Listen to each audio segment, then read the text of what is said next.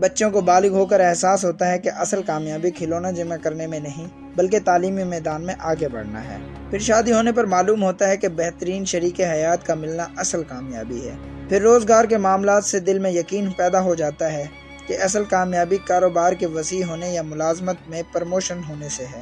جوانی ڈھلنے پر نقطہ نظر تبدیل ہو جاتا ہے کہ اصل کامیابی تو باصلاحیت اولاد، بڑے سے گھر اور بہترین گاڑی ہونے سے ہے۔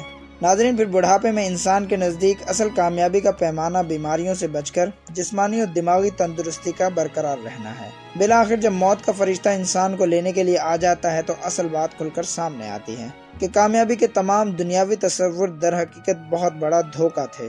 اصل کامیابی تو اللہ پاک کے احکامات اور حضور اکرم صلی اللہ علیہ وسلم کے مبارک اعمال میں تھی، جس کے لیے ہمیں کبھی وقت ہی نہیں مل سکا۔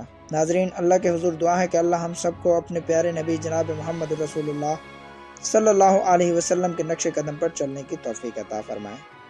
سلام پہنچے۔